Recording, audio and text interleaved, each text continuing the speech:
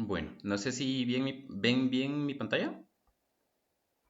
Sí, Bien, Ok, sí. perfecto.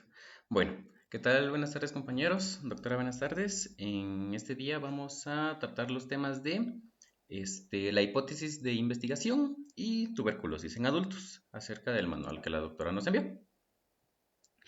Entonces, vamos a iniciar primero con lo que es la hipótesis. Y en este caso, la vamos a definir como, bueno, hay muchas definiciones de la misma, pero por ejemplo, esta que está sacada del libro de Hagamos una tesis de Sampieri, nos menciona que son cuerpos teóricos que resumen en pocas palabras la tesis o las tesis tenidas como válidas hasta ahora, en torno a la relación dialéctica de las variables del problema que se van a investigar, de tal manera que en el diseño de investigación la hipótesis se constituye en la respuesta preliminar. Pues en este caso también hay otra definición que la podemos tomar como una formulación que plantea una pregunta relacionada hacia un problema que nosotros llegamos a determinar o alguna problemática que lleguemos a encontrar, ¿verdad? La podemos expresar en distintas formas, ya sea como proposición, conjetura, suposición, también como una idea, o en algunos casos también se llegan a aceptar argumentos, que estos llegan a ser temporales y que pueden llegar a explicar ciertos hechos que posteriormente nosotros los vamos a comprobar, ¿verdad? También podemos mencionar que el origen de la hipótesis, en este caso, las fuentes que generan una hipótesis son comparables a las que dan lugar al propio problema. Pues básicamente en realidad el problema e hipótesis son dos perspectivas de un mismo cuadro. Según el método científico, la hipótesis se puede derivar de la aplicación de un razonamiento ya sea lógico, inductivo o deductivo. ¿Esto qué quiere decir? Que va a haber una estrecha relación entre el problema y la hipótesis, ya que según nosotros adaptemos o creemos nuestro planteamiento del problema, por ende, nosotros vamos a plantear ese problema pensando en que se pueda llegar a comportar de determinada forma. Podemos decir también de que en relación al tipo inductivo, se dice que esta es parte de la observación de un problema concreto y puede llegar a conducir a la formulación de una hipótesis, pero tiene que tener ciertos objetivos. Principalmente, en este caso, tiene que estar correctamente identificado y especificado el problema, ya que en dado caso, si nosotros solo lo tenemos como una intuición del mismo, pues básicamente será necesario o será obligatorio en dado caso definir más y profundizar más, ya sea en el tema o en el problema que nosotros estemos pensando. Ahora bien, si nosotros hablamos un poco acerca del método deductivo, que sería el otro, pues en este caso, a diferencia del otro, este nace de una teoría o de un marco conceptual ya establecido y que nos pueda llegar a conducir a ciertas afirmaciones o a ciertas hipótesis en base a un marco teórico previo, que posterior a ello nosotros la vamos a convertir en un instrumento de trabajo o que nos llegue a ayudar, perdón, para analizar alguna teoría. Si en dado caso la hipótesis es derivada de una teoría no se confirma, se podrá cuestionar la validez de la propia teoría.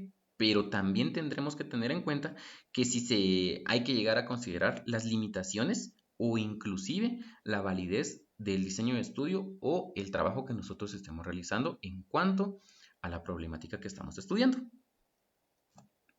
Ahora bien, con relación al papel de la hipótesis en la investigación, pues en este caso no es más que nos orienta de, de alguna manera ordenada y con regularidad de los hechos que se observan o de lo que nosotros estamos estudiando. Ayuda a seleccionar los hechos significativos y descarta otros carentes de significado para la investigación. Además de esto, la hipótesis nos va a servir para poder trazar una guía en cuanto al objetivo de nuestra investigación, a lo que queremos llegar, ya sea a lo que también queremos comprobar o refutar.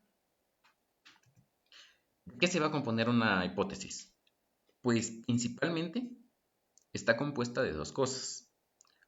Una unidad o unidades de observación, que en este caso pueden ser sujetos u objetos. Y la variable de la investigación, ¿verdad? Que pueden ser ya sea atributos susceptibles, pero que estos se puedan medir. Y por ende que se puedan comprobar, ¿verdad? Ya sea confirmar o refutarlos. Además, podemos también indicar cómo se espera que la relación de estos dos elementos en cuanto a direccionalidad de la hipótesis y, ahora bien, para crear una hipótesis tienen que haber ciertas condiciones. Número uno, que las hipótesis deben ser conceptualmente claras y fácilmente comprensibles. Tienen que tener una realidad empírica. Las hipótesis deben ser susceptibles de verificación mediante el empleo de técnicas accesibles o de instrumentos que nosotros creemos y que tengan suficiente validez para su confirmación o refutación. Deben ser específicas o capaces de especificación, no amplias o generales, ya que en este caso, si nosotros hacemos una hipótesis muy general, pues no tendríamos como que un margen estrecho, ya sea para poder confirmarla o refutarla. Además de esto, tiene que hallarse en conexión con las teorías precedentes que han habido. Y por último, que las hipótesis deben proponer una respuesta al problema objeto de la investigación. Era lo que les mencionaba, de que la hipótesis, al final de cuentas, para lo que nos va a servir, ya sea es para suponer una posible solución a la problemática que nosotros estamos estudiando o a guiarla, ya sea para rechazarla o para confirmarla. Tiene también ciertos elementos. Aparte de la unidad de análisis, que en este caso no son más que los individuos, los grupos de personas, ya sean viviendas, instituciones, localidades, entre otras cosas. Las variables, que pueden ser ya sea las características o propiedades, bien sean cualitativas o cuantitativas, que tienen una unidad de análisis. Y por último, los elementos lógicos, ¿verdad? Que en este caso son los que se relacionan a las unidades de análisis con las variables. Pues existen múltiples fuentes de hipótesis. Las cuatro principales que podríamos decirlas están las de teoría, que no son más que las hipótesis conceptuales, las de observación, que son relacionadas a hechos concretos, ya sea escuchando a personas o unidades de análisis que lleguen a cumplir ciertas características o ciertos parámetros de los cuales nosotros estamos estudiando o que lleguen a cumplir los criterios para poder pertenecer a nuestra población, a nuestra muestra de estudio. Y están también los de información empírica disponible. En este caso, pueden ser ya sea por experiencias personales de algunas otras personas que nos lleguen a comentar acerca de que quizás ellos estudiaron ese tema que nosotros lo estamos viendo o ese problema, de algún análisis estadístico y de toda la compilación de información que nosotros vamos a hacer, pero la información clave, entre otras cosas, ¿verdad? Y por último, están las de entrevista con personas especializadas. En este caso, pues a diferencia de la anterior, ¿verdad? Que es de la de información empírica disponible, que aquí puede ser cualquier tipo de persona, en este caso no, pues como su nombre lo dice, son con personas especializadas en el tema. Son opiniones que pueden tener personas con determinado grado de conocimiento sobre el problema que se está investigando o que llegue a abarcar parte de los conocimientos que ellos poseen o que han estudiado en un determinado tiempo, ¿verdad? Ahora bien, con lo de hipótesis, eso sería todo.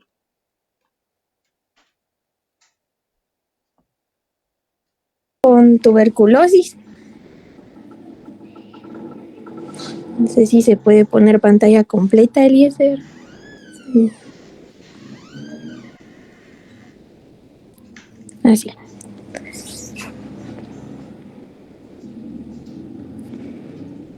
Bueno, entonces traté de sintetizar pues lo más importante porque sí es bastante extenso lo del manual, pero entonces espero que se pueda comprender lo que a continuación vamos a explicar.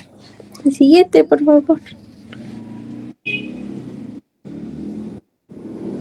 Bueno, entonces vamos a, primero para poder entender lo del tratamiento, pues iniciar con unos conceptos básicos. El siguiente, por favor, Eliezer. Ahí está. Bueno, entonces tenemos primero como definición general que la tuberculosis es una enfermedad contagiosa producida por el complejo Mycobacterium tuberculosis o bacilo de Koch. Entonces tenemos para comprender más cómo se va a producir la enfermedad, también tenemos que ver cuál desde el inicio, toda la cadena de transmisión, también para ver cómo es que se emplean los diferentes tratamientos. El agente causal es el complejo Mycobacterium tuberculosis, al que pertenecen 9 especies, y es una bacteria gram positiva. También nos recalcaban ahí que la pared celular de esta bacteria pues es estructuralmente más fuerte y esto le da pues sus distintas propiedades y porque es también el tratamiento es un poco más complejo en estos casos. El reservorio, pues es el hombre infectado que no tiene signos ni síntomas que puedan identificarlos. O sea, una persona, un ser humano va a seguir siendo reservorio mientras esté infectado, pero no presente ningún tipo de sintomatología. Pero también puede estar presente en monos, perros, gatos, vacas, cabras y roedores. Luego tenemos el mecanismo de transmisión. Esto se va a transmitir al momento de inhalar las llamadas partículas o núcleos de Wells, que esta es la manera más común, ¿verdad? Pero también está por vía urogenital, vía cutáneo mucosa o vía transplacentaria. Y el huésped, finalmente, pues tenemos que un huésped susceptible a enfermar va a depender de que el bacilo que esté en el medio ambiente encuentre a un huésped. Y la respuesta va a variar dependiendo tanto de factores exógenos como de factores endógenos que ahorita vamos a ver. Siguiente, por favor, Eliezer. Vale, entonces tenemos la patogenia. Pues aquí nos mencionan que tenemos primero el riesgo de exposición. Entonces va a haber un riesgo de exposición que es a mayor incidencia, mayor riesgo de exposición. Entonces, un caso con baciloscopía positiva, del 30 al 40% de sus contactos ya están infectados. O sea, esto la verdad es una cantidad bastante alta. O sea, si nosotros logramos identificar a una persona con tuberculosis, pues tomar en cuenta también a las personas de su entorno, porque definitivamente ya solo con que tengamos esa persona ya con baciloscopía positiva, pues podemos deducir que ya del 30 al 40% de sus contactos pues ya están infectados. O sea, eso sí es seguro, ¿verdad? También nos mencionaba el documento que un cuarto de la población mundial está infectada de tuberculosis, que no tienen la enfermedad activa, pero un cuarto de personas ya están infectadas, ¿verdad? Luego tenemos el riesgo de infección. El riesgo de infectarse en general nos menciona que se considera de origen exógeno, ¿verdad? Entonces el riesgo de infección va a depender más del número de partículas infecciosas por volumen de aire y la duración a la exposición. Entonces el número de partículas infecciosas va a ser porque, digamos, si una persona tose o habla o mientras una persona esté cantando, gritando, va a expulsar todos los bacilos, ¿verdad? Entonces, no solo va a depender de eso, sino también del tamaño de las partículas. Nos mencionaban algo muy importante que era, digamos, si las partículas son mayores a 5 micras, lo que sucede es que el peso, este mayor peso, va a hacer que caigan por gravedad, entonces van a estar mucho menos tiempo suspendidas en el aire, causando menos infección a otras personas. Y pues todo lo contrario, si hay una persona que los bacilos que expulsa son menores de 5 micras, pues estos son más susceptibles a que estén suspendidos en el aire por mucho más tiempo, entonces va a alcanzar a infectar a muchas más personas. Y esta es una de las cuestiones, ¿verdad? Otra exógena también es que dependiendo de la ventilación y del ambiente donde se encuentre la persona, ¿verdad? Si es un lugar en el que hay hacinamiento, pues evidentemente no va a haber ventilación y van a haber demasiadas personas, entonces es mucho más probable que haya más riesgo de infección. Luego tenemos el riesgo de enfermar, que es el riesgo de pasar de infección a enfermedad y que es de naturaleza principalmente endógena, ¿verdad? Todo lo contrario al riesgo de infección, que es exógeno, el riesgo de enfermar sí es endógeno. Entonces, una persona ya infectada se va a ver con mayor riesgo de desarrollar la enfermedad si tiene diferentes factores de riesgo. Por ejemplo, que tuviera el sistema inmune deprimido, pues ahí es donde aprovecha la enfermedad para poder iniciar y desarrollarse. Siguiente, por favor, Eliezer.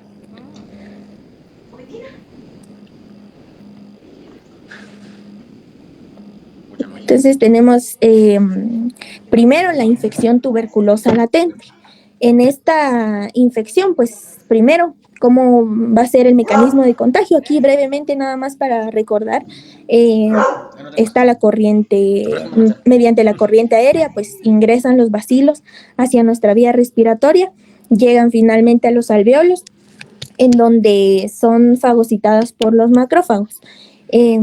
Como les mencionaba antes, una de las propiedades de esta bacteria es que no es tóxica, entonces lo que hace es que dentro del macrófago se empieza a multiplicar y finalmente pues destruye al macrófago y se libera hacia el medio externo. Y pues el macrófago dirigen a todos los bacilos hacia los ganglios y de los ganglios se dirigen hacia el torrente sanguíneo en donde se disemina por todo el cuerpo. Y finalmente es que causa una bacteriemia silenciosa. Entonces, hasta este punto en donde está la bacteriemia infecciosa es que vamos a definir que nuestro cuerpo va a estar en un estado de respuesta inmunitaria persistente a los antígenos de M-tuberculosis.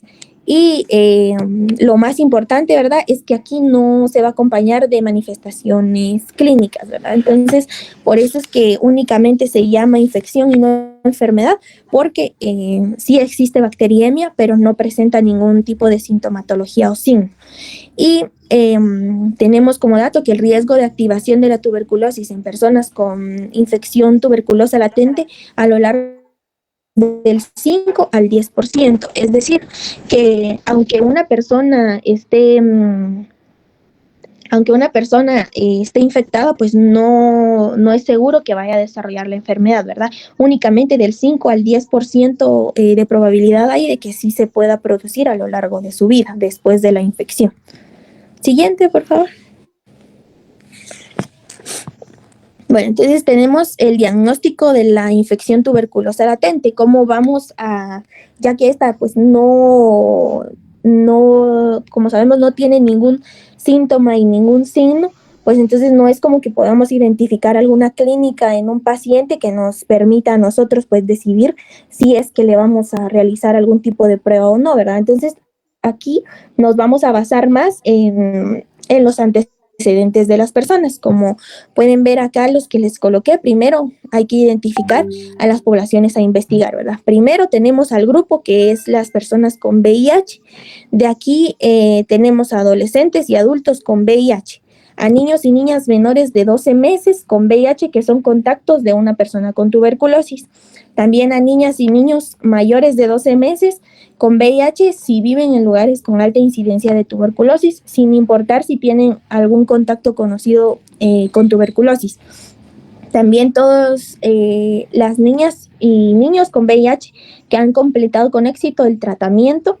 Y otro apartado tenemos a los contactos domiciliarios, ¿verdad? Si hay niños y niñas menores de 5 años que son contactos de un caso con tuberculosis pulmonar bacteriológicamente confirmada. También si hay niñas y niños mayores de 5 años, adolescentes y adultos que son contactos de un caso con tuberculosis pulmonar bacteriológicamente confirmada. Siguiente, por favor.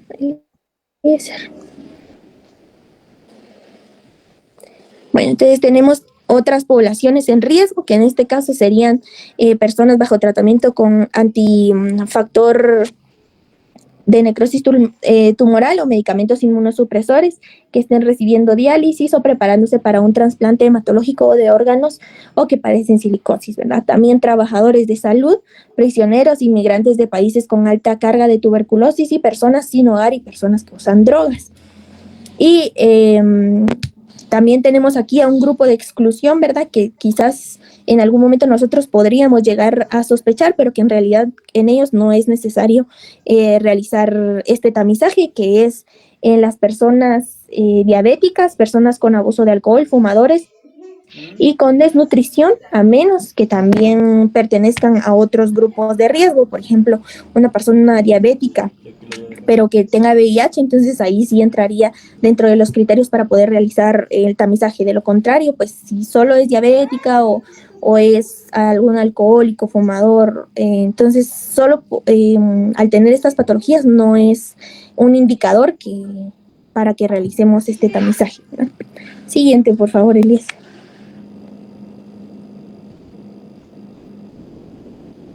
Bueno, entonces aquí ya tenemos las pruebas diagnósticas. El documento nos mencionaba dos, que es el análisis de la liberación de interferón gamma.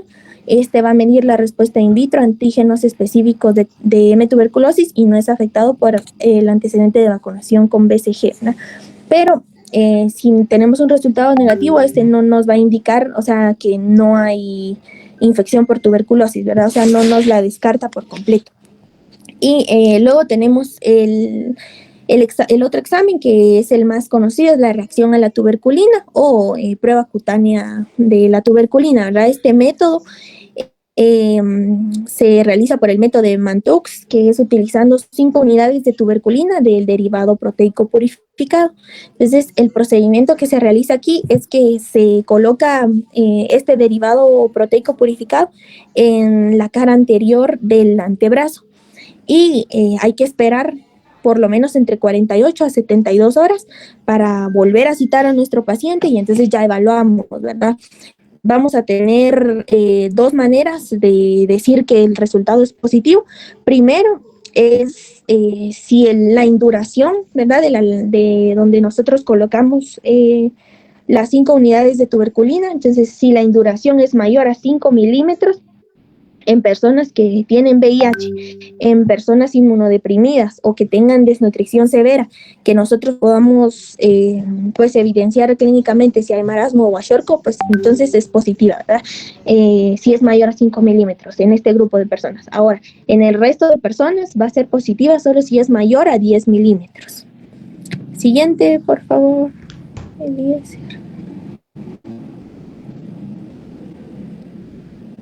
Ahora ya vamos al tratamiento. Pues como esta es una infección, ¿verdad? No es que ya la persona tenga la enfermedad, no a todas se les va a dar tratamiento, ¿verdad? También hay ciertos criterios que hay que llenar para que podamos nosotros ya dejar este tratamiento, porque sí, no es algo sencillo, ¿verdad? Sino que es un poco tardado y extenso, ¿verdad? Entonces, ¿a quiénes sí se les da tratamiento? Pues a personas con VIH, niñas y niños con contactos de tuberculosis pulmonar bacteriológicamente confirmada. También adolescentes y adultos contactos de caso de tuberculosis pulmonar bacteriológicamente confirmado.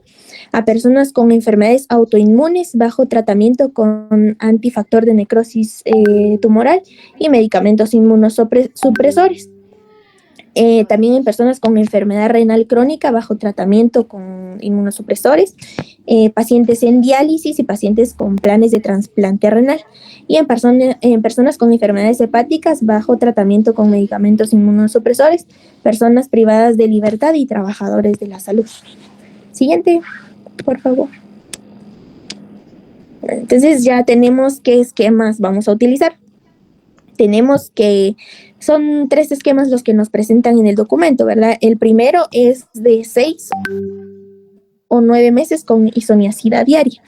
En este caso, el que más utilizamos es el siguiente, que son los 3 meses con isoniazida más rifampicina. Esta administración es de 1 dosis por día, de lunes a domingo durante 3 meses. y este es el esquema que más se utiliza en nuestro país. Luego tenemos otro que es el de 3 meses con rifampicina e isoniazida, y esta administración solo es la dosis una vez a la semana. Y tenemos un cuadro en la que nos indica, este es el que les mencionaba, que es el de 3 meses con isoniazida más rifampicina, y es el que se utiliza más en nuestro país, ¿verdad?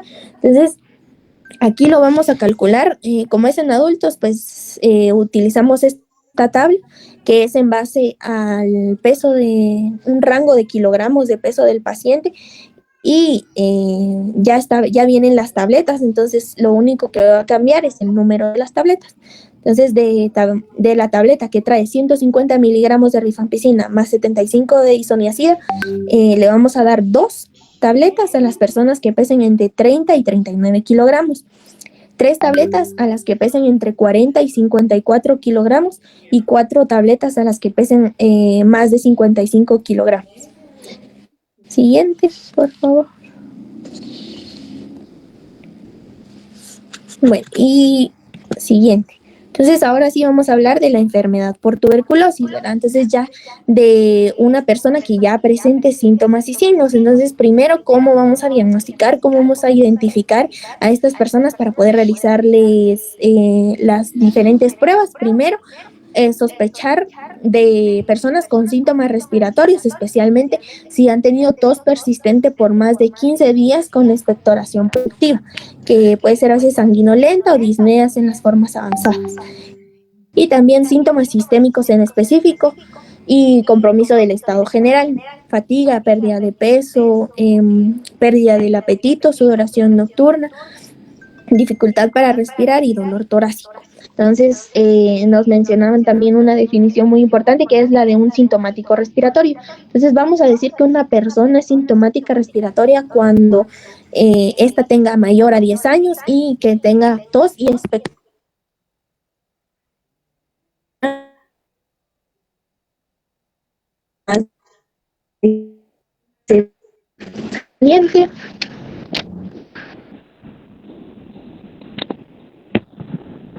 Podemos pasar a la siguiente, por favor. O no sé si mi imagen fue la que se trabó. Ahí está. Y la siguiente, por favor. Bueno, entonces tenemos el diagnóstico, las pruebas diagnósticas. Como primera instancia tenemos a la baciloscopía. Esta es un examen microscópico de una muestra biológica, generalmente esputo, que nos permite visualizar la presencia de bacilos ácido alcohol resistentes. Y nos enseñan también una tabla en donde podemos determinar cómo va a ser un resultado positivo o negativo, ¿verdad? Negativo si no se van a observar estos bacilos en toda la lámina.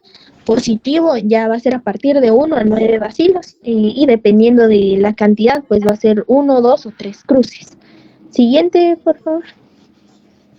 Luego tenemos a la microscopía de fluorescencia.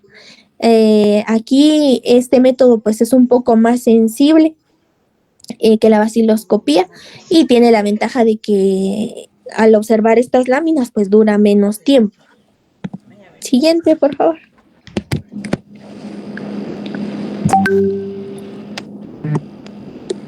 Entonces tenemos el cultivo, que el cultivo va a ser el estándar de oro para el diagnóstico, el seguimiento y certificar la curación de la tuberculosis. Dentro de sus ventajas es que es más sensible que la baciloscopía, podemos diferenciar bacilos viables y no viables, y se puede realizar como prueba de seguimiento. Y de las desventajas es que, como al ser cultivo, pues es un poco más tardada la respuesta, es mucho más complejo y costoso principalmente, y que es susceptible a que se pueda contaminar también, ¿verdad? Y tenemos la tablita de cómo saber cómo interpretar el resultado del cultivo. Negativo si no hay ningún crecimiento. Luego el número exacto de colonias, que pueden ser entre 1 y 19, y pues dependiendo de la cantidad de colonias, pues puede ser positivo con 1, 2 o 3 cruces, y positivo a otras micobacterias también nos puede dar el resultado. Siguiente. Entonces tenemos no, una antes, esa. Pruebas de sensibilidad a los medicamentos antituberculosis. Esta prueba también es muy importante, se realiza para determinar si los fármacos sí son activos frente a los bacilos que nos proporcionó la muestra clínica, y se puede detectar esta sensibilidad mediante dos tipos, que son los fenotípicos y los genotípicos. Siguiente, por favor. Bueno, entonces tenemos otras pruebas diagnósticas complementarias, que son la radiografía y la anatomía patológica. En la radiografía, pues sí es un método de apoyo diagnóstico, pero es inespecífico, ¿verdad? Lo que nos mencionaba es que no existe, o sea, no hay una imagen radiológica patognomónica que nos indique que en efecto sí es tuberculosis lo que tiene el paciente, ¿verdad? Aparte que no nos podemos fiar únicamente de una radiografía, porque además de que se puede relacionar con otras patologías pulmonares, también nos puede dar una falsa imagen, digamos, de alguna tuberculosis que ya está curada. La podemos ver en este momento, la radiografía, y podemos confundirnos y pensar que es una tuberculosis activa cuando en realidad no lo es. Entonces, sí puede ser de apoyo, pero en realidad no es algún diagnóstico tan fidedigno. Y pues la anatomía patológica, que es mediante la evaluación de un trozo de biopsia, y en la que vamos a observar si existen granulomas caseificantes con células gigantes de Langhans. Entonces, si sí hay presencia de estas células, entonces eso sí nos puede dar una indicación más verídica de que efectivamente pues es un proceso por tuberculosis. Siguiente, por favor. Bueno, entonces el tratamiento. Aquí primero tenemos las condiciones para iniciar tratamiento de primera línea. Aquí ya hablando específicamente que el paciente pues ya está diagnosticado y ya sabemos que tiene la enfermedad por tuberculosis. Entonces, primero hay que utilizar esquemas estandarizados a nivel nacional. Luego, utilizar asociación de los 4 medicamentos antituberculosis de primera línea, que están representados con estas iniciales. Pues hay que recordar las iniciales, porque ya luego en los cuadros en donde nos indican las dosis, pues ya solo nos mencionan la inicial, ¿verdad? La R, rifampicina, la H, isoniazida, la E, tambutol, y la Z, piracinamida, ¿verdad? Entonces, mejor si es en presentación de dosis fijas combinadas para prevenir la aparición de resistencia a estos fármacos. Es decir, que es muchísimo mejor utilizar las tabletitas en las que ya vienen los 4 medicamentos. También prescribir las dosis adecuadas tomando en cuenta el peso de los pacientes. Administrar los medicamentos, que el paciente tome diariamente los medicamentos de acuerdo al esquema que le vayamos a dejar. Administrar el medicamento directamente observado bajo estricta supervisión del personal de salud, y debe administrarse de manera gratuita a todo paciente que presente tuberculosis bacteriológica o clínicamente confirmada. Siguiente, por favor.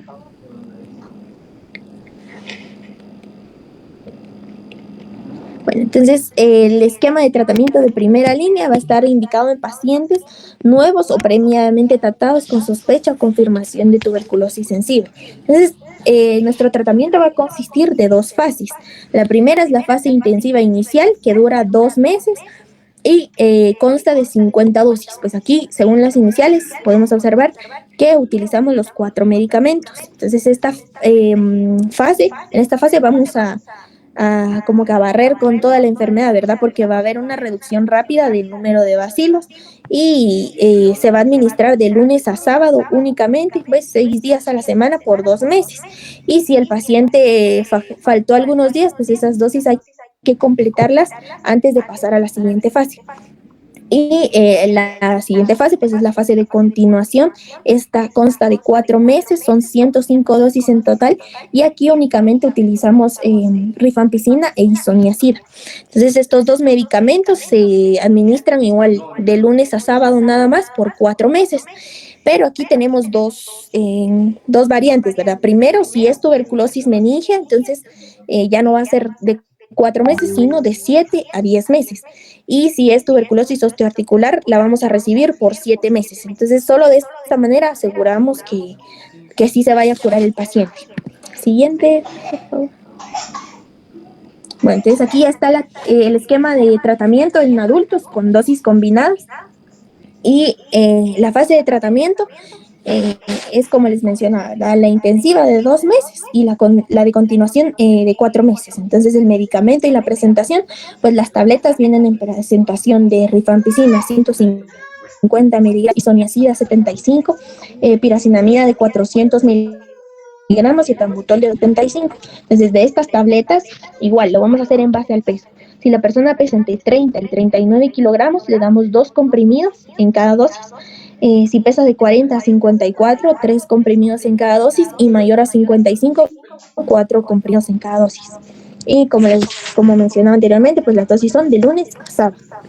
Luego, en la fase de continuación, las tabletas que vienen preparadas pues son de rifampicina 150 miligramos e isoniazida 75. Y se administra por 4 meses. Igual el número pues es el mismo de tabletas, ¿verdad? De 30 a 39, 2. De 40 a 54, 3. Y mayor a 55, 4 tabletas. Siguiente, por favor. Bueno, entonces, en esta otra tabla, pues es para utilizarla en el caso de que no tuviéramos las tabletas combinadas, ¿verdad?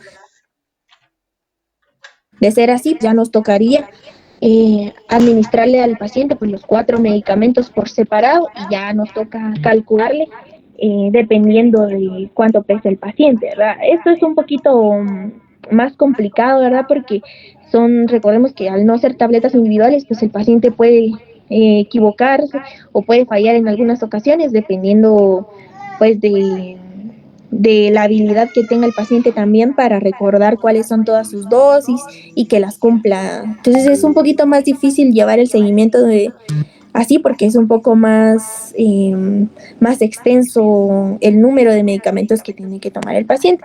Pero aquí se nos especifica que es según el peso en kilogramos. Así va a ser la dosis que le tenemos que dar, ¿verdad? Entonces, esto sí es como calcularle cada uno de los medicamentos para que el paciente se los pueda tomar. La siguiente, por favor. Bueno, entonces el seguimiento del paciente durante el tratamiento. Si tenemos a un paciente bacteriológicamente confirmado, tenemos que evaluarle mensualmente el tratamiento. Y a todo paciente diagnosticado con tuberculosis se le debe hacer baciloscopía de control al segundo mes del tratamiento. Entonces, primero vamos a tener la fase inicial, ¿verdad? Que son las 50 dosis. Y hay que hacer el control al completar el segundo mes, independiente del número de dosis, para evaluar la conversión baciloscópica y pasar a la segunda fase, que era lo que les comentaba, ¿verdad? Que si bien es cierto que son 50 dosis, pero a veces los pacientes pues no logran completar las 50 dosis porque de alguna u otra forma no cumplen con el tratamiento. Entonces, independientemente de que no hayan cumplido las 50 dosis que comprenden estos 2 meses, pues a los 2 meses, sea cual sea la dosis que lleven, pues hay que realizarle la baciloscopía control. Y luego pues durante la fase de continuación, igualmente hay que hacer controles mensuales para certificar que hay una curación, igualmente, independientemente del número de las dosis. Y las dosis faltantes de esta fase se completan al final del tratamiento. Y luego, pues, la conversión bacteriológica, que va a ser un indicador de desempeño en nuestros servicios de salud. Siguiente, por favor. Bueno, entonces este cuadro que nos presentan en el documento es cómo vamos a hacer cuando pues ya pasaron los 2 meses de tratamiento del paciente. Entonces realizamos la primera baciloscopía. ¿Y qué hacemos, verdad? Si la baciloscopía está negativa, pues ya pasamos a la fase de continuación. Y si está positiva, entonces ya solicitamos muestra para GeneXpert, y que aquí va a ser para determinar si es resistente o no a los medicamentos. Si es sensible a la rifampicina, vamos a continuar con los 4 medicamentos hasta completar 6 meses. Es decir, ya no van a ser 2, sino 6. Ahora, si es resistente a la rifampicina, entonces vamos a cambiar a otro esquema, ¿verdad? Porque definitivamente, por más que alarguemos el tratamiento, pues ya no va a ser efectivo. Y luego, si es positivo, pues también tenemos que solicitar muestras tanto para cultivo y seguimos mientras sale el cultivo, pues con el tratamiento de primera línea. Siguiente, por favor.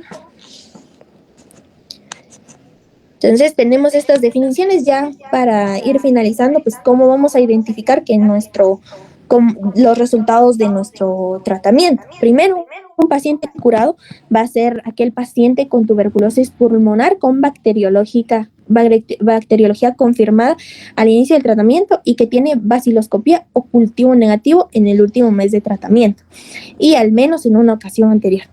Entonces, ¿cómo también definimos a un tratamiento completo? Es aquel paciente con tuberculosis que finalizó el tratamiento sin evidencia de fracaso, pero que no tiene una baciloscopía o cultivo de esputo negativo en el último mes de tratamiento y en al menos una ocasión anterior. Ya sea porque las pruebas no se hicieron o porque los resultados no están disponibles. Entonces, aparte es ya tratamiento completo y aparte es cuando ya está curado, ¿verdad? Tratamiento completo, ya finalizó. Paciente curado, ya tenemos evidencia bacteriológica de que está negativo. Fracaso del tratamiento es un paciente con tuberculosis cuya baciloscopía o cultivo de esputo es positivo en el 5º mes o posterior a este durante el tratamiento, ¿verdad? Antes, si una persona pues apareciera con una baciloscopía positiva antes de este 5º mes, aún no consideramos que es un fracaso al tratamiento. Un paciente es fallecido cuando tenemos a un paciente con tuberculosis que muere por cualquier razón antes de comenzar o durante el curso del tratamiento. También una pérdida en el seguimiento es un paciente con tuberculosis que no inició tratamiento o interrumpió el tratamiento durante un mes o más. Los pacientes no evaluados son pacientes con tuberculosis que no se han asignado el resultado del tratamiento e incluye los casos tanto transferidos a otra unidad y los cuales pues sus resultados no se conocen. Y un tratamiento exitoso es la suma de curados y de tratamientos completos. El siguiente. Bueno, entonces eso sería todo. Espero que lo hayan comprendido de que